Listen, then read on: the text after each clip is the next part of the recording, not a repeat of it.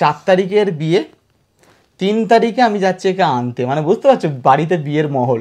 আমার বাবা এমনিতে সবার মানে দোকানে চা খেতে যেত, সেখানেও সবাইকে বলতো যে আমার জামাই আমার মেয়েকে অনেক ভালো রাখে। কাঁদনি, আসলে ওর বাবা 1.5 বছর হলো ইন্তেকার করেছে, তো হয়তো বাবার কথা শুনে। আচ্ছা কাঁদনি। আসসালামু আলাইকুম বন্ধুরা, আশা করি সবাই খুব ভালো আছো। আমাদের ফার্স্ট কিউএনএ তে তোমরা এত কমেন্টস করেছো আমাদের লাভ স্টোরি জানার জন্য। ফাইনালি কিন্তু আমি আর টুম্পা বসে গেছি আমাদের প্রেম কথা তোমাদের শোনাবো বলে। তোমরা যদি এই ভিডিওটা শুরু থেকে এন্ড অবধি দেখো, তোমরা একটা বলিউড মুভির কাহিনীর থেকে কম কাহিনী জানতে পারবে না। মানে আমাদের সাথে লাভ স্টোরি বলিউড মুভি থেকে কম নয়। যদি এই স্টোরি কোনো ডাইরেক্টর বা প্রডিউসারের হাতে যদি দেওয়া হয়, তাই না, তো একটা মুভি তৈরি হয়ে যাবে। তো যাই হোক, খুবই ইন্টারেস্টিং আমাদের প্রেম কাহিনী, যেটা নিয়ে তোমাদের সামনে হাজির হয়েছি তোমাদের ডিমান্ডে। তো শুরু করবে কে? তুমি শুরু করবে না আমি? তুমি করো। আমি শুরু করব? তুমি করো। ওকে, তো তোমরা অনেকে কমেন্টস করো আমাদের উপরে।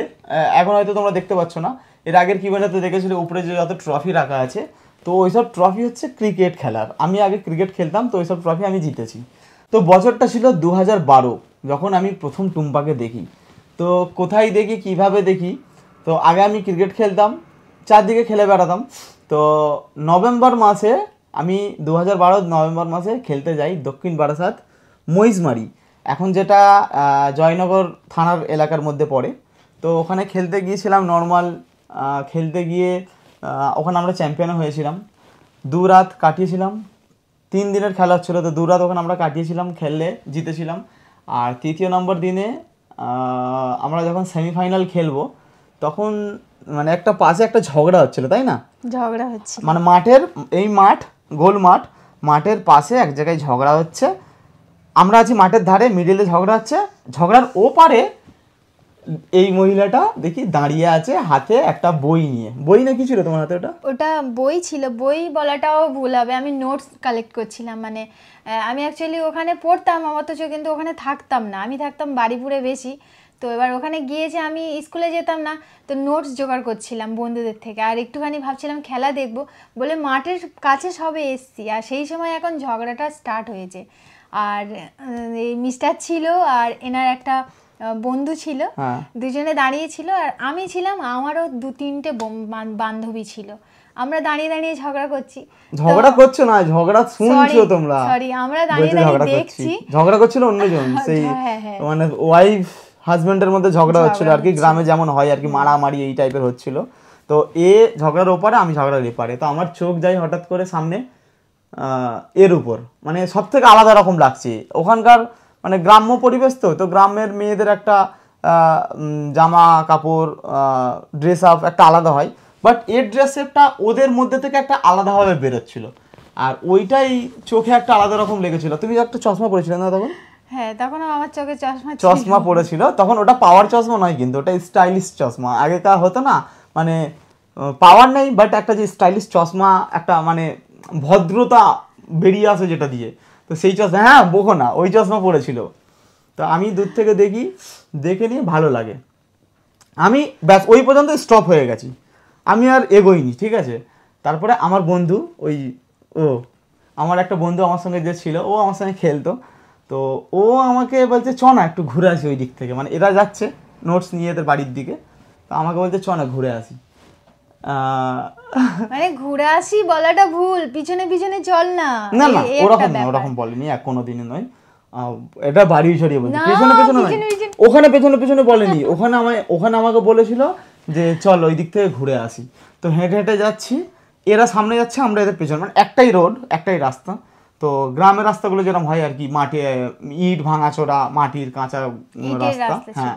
তো হেঁটে হেঁটে সামনে এরা যাচ্ছে, আমরা পেছনে যাচ্ছি। কিছুটা গিয়ে একটা দোকান পড়েছে, দোকানের ডান দিকে চলে গেছে একটা পোল, কাঠের পোল, আর বাঁ দিকে চলে গেছে এদের বাড়িটা, আর মিডিলে আছে দোকান। এরা দোকানে কি কেনাকাটা করছে, আমরা পোলের দিকে চলে গেছি, তাই না, আগে বেরিয়ে গেছে। হ্যাঁ, পোলের দিকে চলে গেছি, পোলের দিকে দাঁড়িয়ে আছি, পোলের মিডিলে গিয়ে দাঁড়িয়ে। ওখানকার দৃশ্যটা এত সুন্দর, নদীটার নাম কি? পিয়ালি নদীর উপরে আমরা দাঁড়িয়ে আছি, পোলের উপর। তো আমি অন্যদিকে দেখছি, বাট আমার সঙ্গে যে বন্ধুটা ছিল সে একে দেখেছে, দেখে বলছে ভাই মেয়েটা না তোকে দেখছে। এ আমার দিকে দেখছে, আদিও ছিল না, আদি ওটা ছিল না, আমরা আমাদের মতো আছি, তোমরা তোমাদের মতো ছিলে।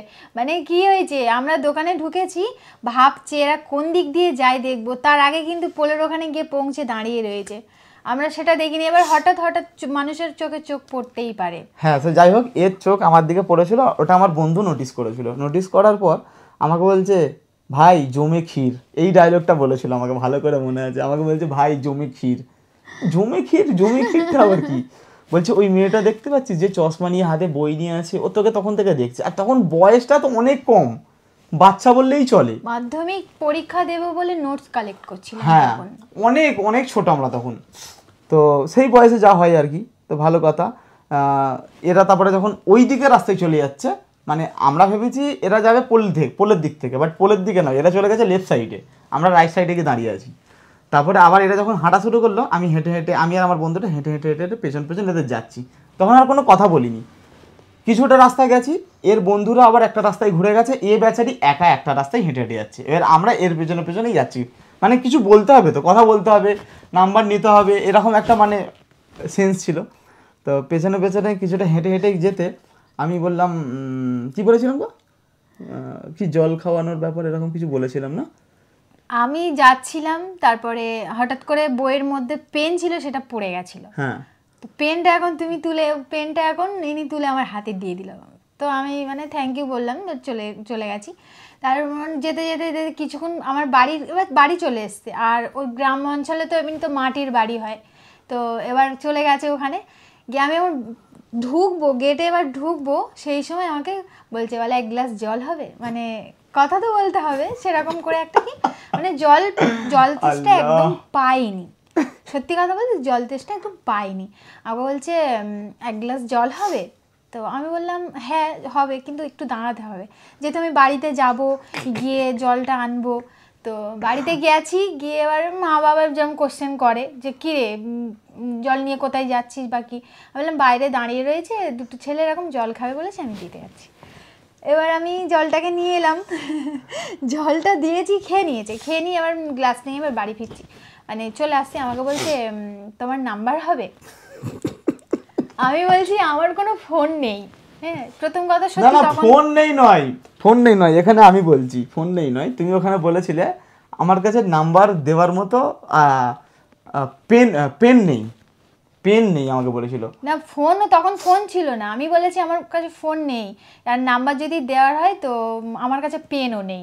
না আমার কাছে ফোন নেই, তোমার নাম্বারটা তুমি দাও, এরকম বলেছিল। এবার আমি আমার নাম্বারটা যে ওকে দেবো, তার জন্য পেনের দরকার।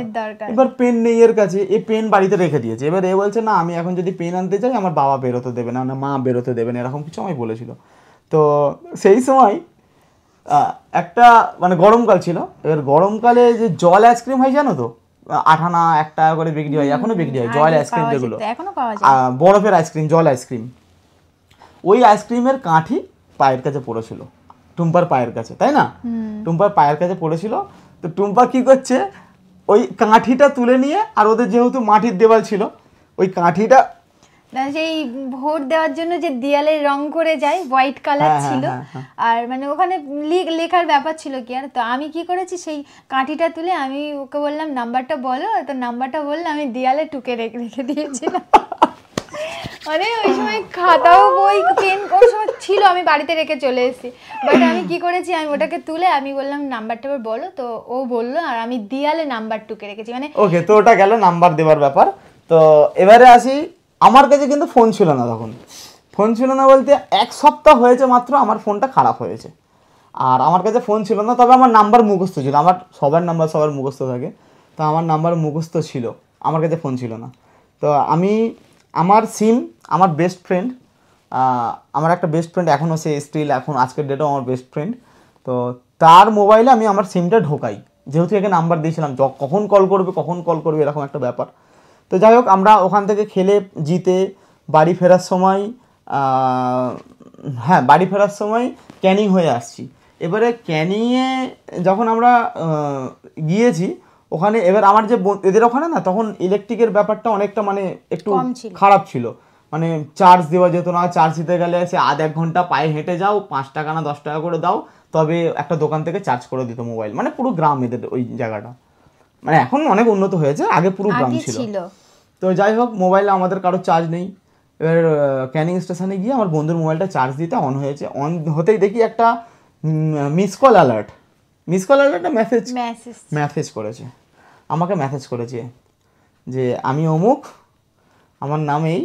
আমি বুঝতে পেরে গেছি যে এই আছে, কারণ নাম্বার একেই দিয়েছিলাম না, নামটা ওখানে জিজ্ঞাসা করা হয়েছিল, তো নাম বললাম আমার নামেই, তো তখনই আমি মেসেজ করেছিলাম হাই আমি এই বলছি, তো বুঝতে পেরে গেছিল যে আর সত্যি কথা বলতে যে ওই সব কথা আমি বলছি না, আমার যেন মনে হচ্ছে চোখের সামনে আমার ভাসছে, মানে ঘটছে ঘটনাটা। ওকে, তো যাই হোক ওইভাবে নাম্বার এক্সচেঞ্জ হয়। তারপরে আমি বাড়িতে আসি, বাড়িতে আসার পর দেখো নাম্বার পেয়ে গেছিলাম এবারে কথা যে বলবো, ফোন নেই আমার কাছে। আর সেই সময় মানে এই মাধ্যমিক দেব, তার মানে মা বাবা, মানে বুঝতেই পারছো মাধ্যমিক দেবো আর আমার কাছে কত টাকাই থাকবে, মা বাবার থেকে 2-1 টাকা 5 টাকা করে নিয়ে স্কুলে যেতাম। তো সেই সময় আর মা আমাকে একটা মোবাইল কিনে দিয়েছিল সেই সময়, 3,000 না 3,500 টাকা সামথিং এরকম দাম নিয়েছিল, চাইনা মোবাইল। তখন সেই অনেক জোরে জোরে স্পিকারে আওয়াজ হতো না মোবাইলগুলোতে, সেই মোবাইল আমাকে মা একটা কিনে দিয়েছিল। তো ওই সময় ওই ফোনের ট্রেন্ড ছিল, আর এই ফোনটা আমার কিছুদিন 1 সপ্তাহ হয়েছে খারাপ হয়েছে। এবার আমার কাছে কোনো ফোন নেই, এবার কথা বলবো তো কী করে কথা বলবো। তো আমার বেস্ট ফ্রেন্ড সত্যি নামেই বেস্ট ফ্রেন্ড নয়, আমার বেস্ট ফ্রেন্ডের মতো সত্যি কোনো ফ্রেন্ডই হতো, কোনো কোয়ালিটি আছে, মানে ওর মতো আমি কাউকে পাইনি আমার জীবনে বন্ধুত্বর দিক থেকে। ও সেই সময়, ও ছোট আমার থেকে, ছোট মানে কি আমার থেকে 3 বছরেরও বড়। সেই সময় ওর নিজের পার্সোনাল মোবাইল ও আমাকে দিয়ে দিত, জানো। মানে রাত্রিরে যখন আমরা সারাদিন আড্ডা দিতাম, খেলাধুলা করতাম, পড়াশোনা সব একসময় হতো আমাদের। এবার রাত্রিরে যখন আমি বাড়ি যেতাম 9টা 9:30টার দিকে বাড়ি যেতাম, তো ওর নিজের মোবাইল আমাকে দিয়ে দিত যে তুই নিয়ে যা, কথা বলবি।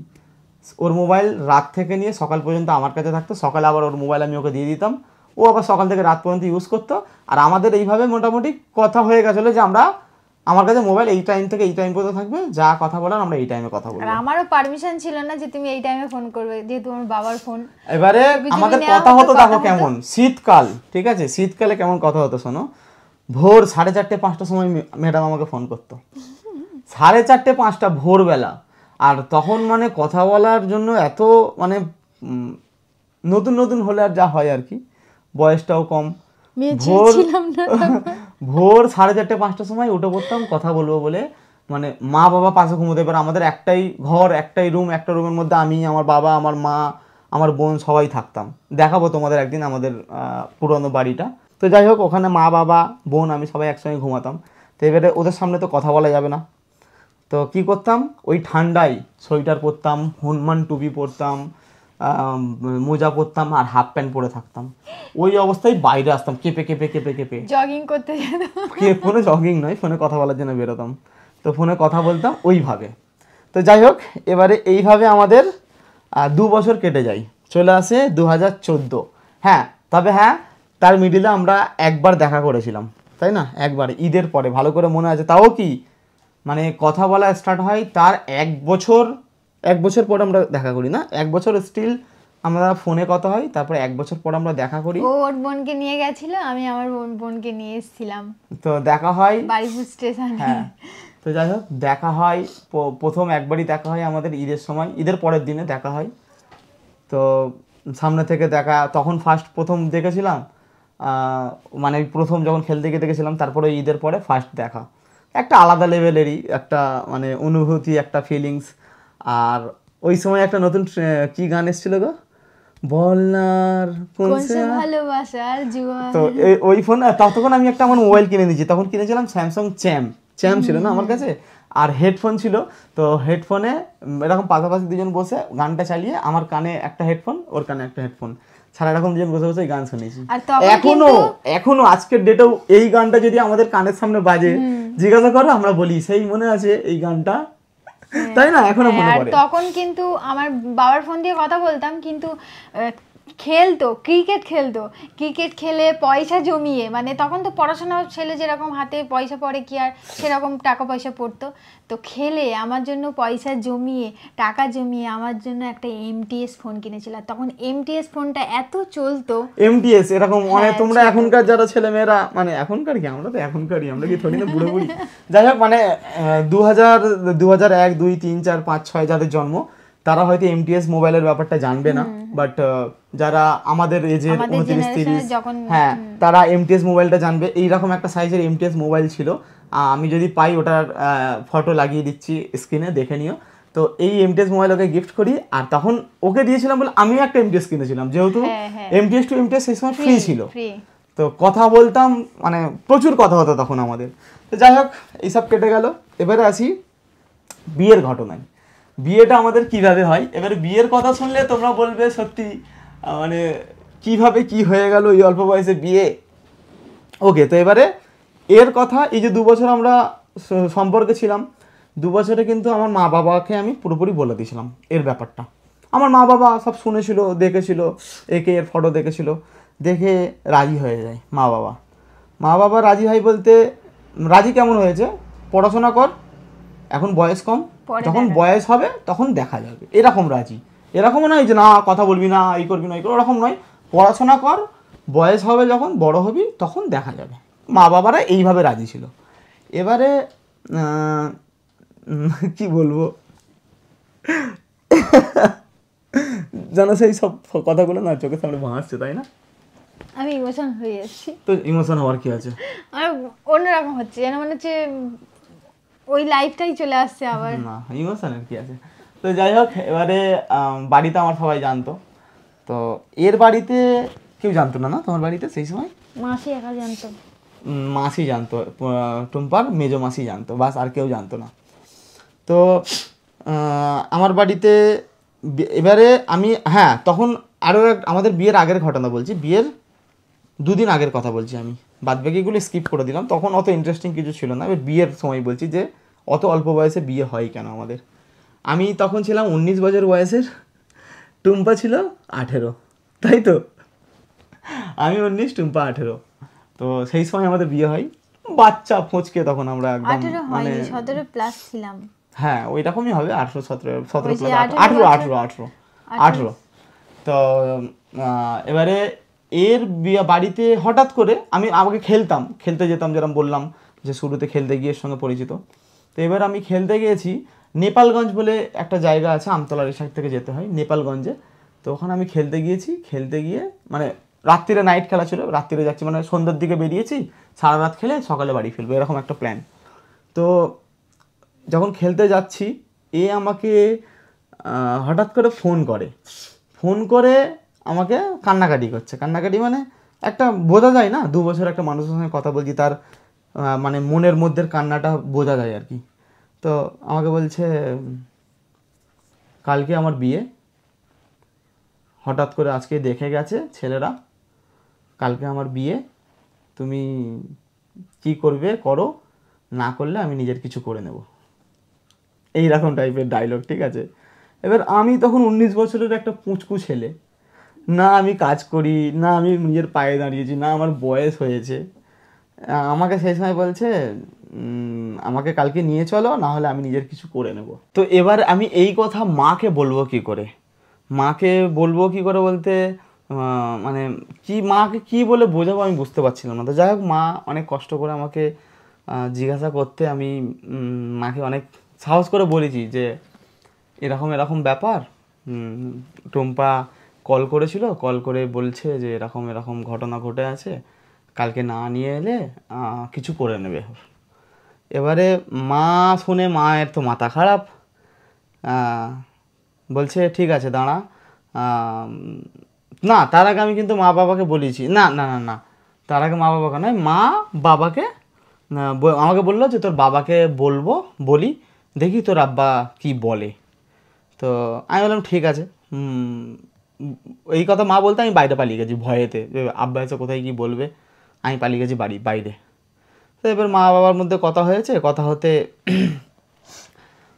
আমাকে ডাক করাতে আমাকে বলছে তুই কি চাস, মানে আমার বাবা আমাকে জিজ্ঞাসা করছে তুই কি চাস। আমি বলি আমি কি বলেছিলাম জানো তখন, শুনলে হয়তো রাগ করবে, আমি তখন বলেছিলাম আমি কিছু চাই না, তোমরা যেটা বলবে সেটাই, তোমরা যদি বলো ওর বিয়ে হয়ে যাক অন্য কোথাও, তো ঠিক আছে আমি ওকে বলে দিচ্ছি, আর যদি তোমরা বলো যে নিয়ে আসতে, তাহলে নিয়ে আসবো। এটা তো শুনেছি, আবার রাগ করার শুনেছো এটা? তো যাই হোক, স্বাভাবিক, আচ্ছা এবারে অল্প বয়সে এরকম এবারে ডিসিশনের আগে তো আমার মা বাবা রাজি হয়েছিল, তার কারণও আছে, তার কারণটাও তুমি জানো ভালো করে। তার কারণ হচ্ছে পড়াশোনা করতে। না না না না, আমাদের ফ্যামিলিতে রাজি হয়েছিল কেন, মানে এই যে প্রেম ভালোবাসাটা মেনে নিয়েছিল, অ্যাকসেপ্ট করে নিয়েছিল, কারণ আমাদের ফ্যামিলিতে 2 মাস আগে একটা বড় ঘটনা ঘটে এরকম প্রেম ভালোবাসা মানে এ নিয়েই, সম্পর্ক নিয়ে। আমাদের ফ্যামিলিতে একটা ছেলের, পরিচয় দিচ্ছি না, তার নামও বলছি না, তুমি জানো ভালো করে, একটা ছেলের এই এই সম্পর্ক নিয়ে তার মাথা খারাপ হয়ে যায়, মানে ম্যাড টাইপের হয়ে যায়। এখনও সে ম্যাড, মানে ওই ওই রকমই হয়ে আছে এই প্রেম ভালোবাসা নিয়ে। তো আর যেহেতু আমি আমার মা বাবার একটা মাত্র ছেলে, তো মা বাবার এই একটা ভয় ছিল যে যদি আমার ছেলের সাথে ওরকম হয়, আমার ছেলেও যদি পাগল হয়ে যায়। তো এটা একটা অ্যাডভান্টেজ ছিল আমার জন্য, ঠিক আছে। আমার ফ্যামিলিতে যেহেতু একটা হয়েছিল 2 মাস আগেই, মানে ওই আমি মা বাবাকে বলার 2 মাস আগে এই ঘটনা ঘটেছিল, তো ওই দিক থেকে একটা অ্যাডভান্টেজ আমি পেয়েছিলাম, মা বাবার সাপোর্টটা পেয়েছিলাম। তবে সত্যি বলতে তখন আমি কাজ করতাম না, পড়াশোনা করি, নিজের পায়ে দাঁড়াইনি, জানিনি ফিউচারটা কীভাবে ফিউচারটা কী করব, একে খাওয়াবো কি, নিজে কি করব, কোনো আইডিয়া ছিল না, কিছু ছিল না, একটা পড়াশোনা করা ছেলে আর কি। তখন এইচএস দেবো আমরা দুজনই, এইচএস দেবো, না না আমার এইচএস দেওয়া হয়ে গেছিলো, এইচএস দেবে, আমার এইচএস দেওয়া হয়ে গেছিলো। এবারে বাবা আমাকে বলছে অত ভেবে লাভ নেই, যা হবে দেখা যাবে, তুই নিয়ে চলে আয়। তো আমার মা তখন বলছে না, আমার ছেলেকে যেতে দেবো না, যদি আমার ছেলের কিছু হয়ে যায়, এদের বাড়ি যেহেতু বারুইপুর, তো আমাকে একে বারুইপুরে আনতে যেতে হবে। আর এইরকম একটা ঘটনা, মানে 4 তারিখের বিয়ে, 3 তারিখে আমি যাচ্ছি একে আনতে, মানে বুঝতে পারছো বাড়িতে বিয়ের মহল। 4 তারিখে বিয়ের একদিন আগে বাড়িতে কেমন মহল হয়। সবার সবার বিয়েতে হলুদ লাগে, মেহেন্দি লাগে, আমাদের কিছুই হয়নি। আরে সময় কই, ঘটনা হচ্ছে 4 তারিখের বিয়ে, 3 তারিখে একে নিয়ে আমাকে আসতে হবে, এর বাড়িতে বিয়ের মহল। কিন্তু ওরকম সিচুয়েশনে আমাদের বিয়েটা বেশ ভালোভাবেই হয়েছে। তো যাই হোক, বিয়েটা এবার কীভাবে হয়েছে, ওকে কীভাবে আনা হয়েছে, আমার মা তো আমাকে ছাড়ে নেই ওকে ওর কাছে আনতে যেতে, মানে ওকে নিয়ে আয়। মা বাবার একটা ছেলে, বাই চান্স যদি ওদের ফ্যামিলির কেউ ওখানে দেখে নেয়, আমার যদি কিছু করে দেয়, এই একটা ভয়, নানা রকম চিন্তাধারা হয় মা বাবার মধ্যে আর কি। মায়ের মন আমাকে যেতে দেয় না।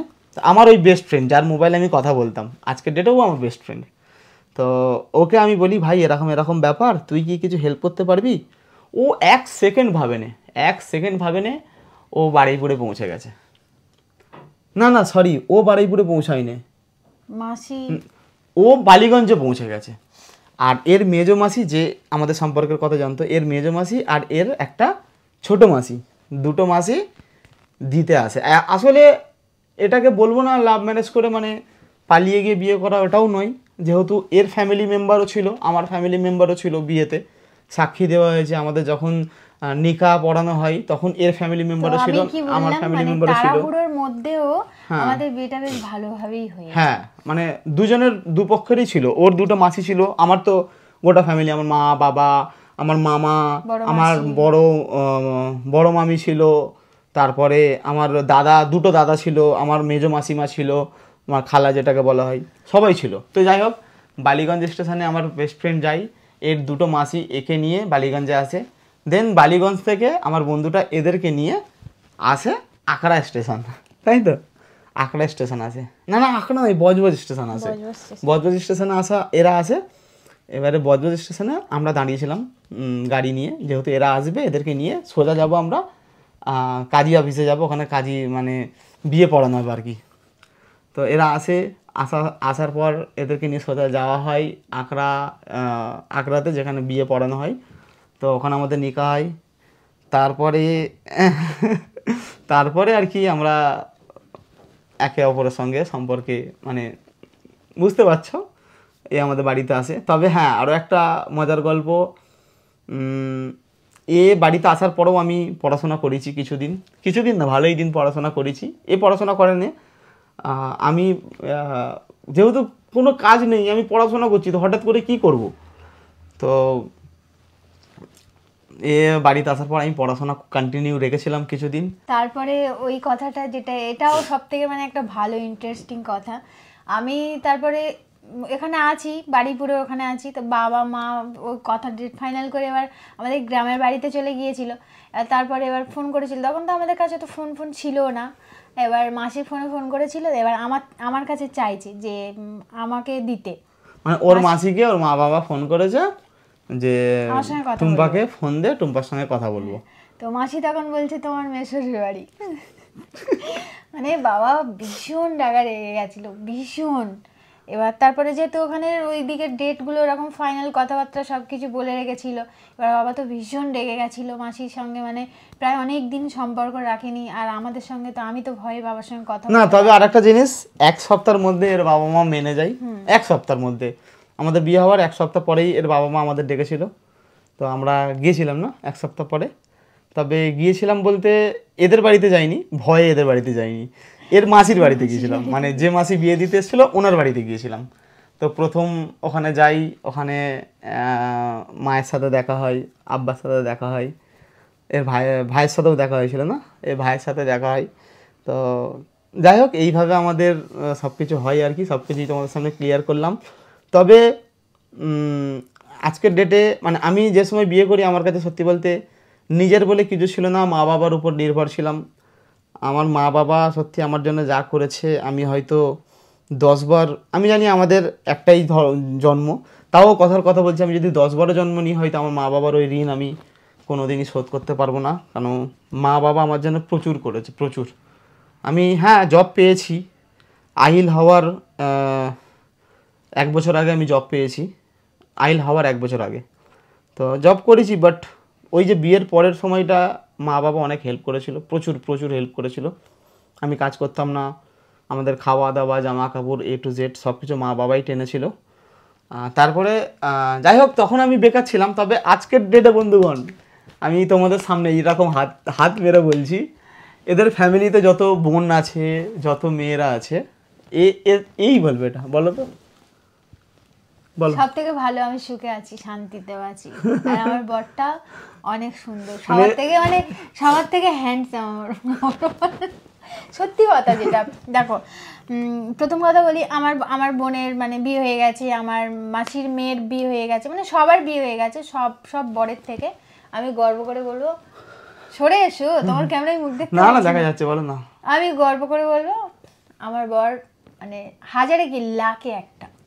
আমি সেটার দিক থেকে বলছি না, আমি বলছি এর যত বোনেরা আছে, মানে এদের ফ্যামিলিতে যত মেয়েরা আছে, সব থেকে বেশি আজকের ডেটে সুখে আছে।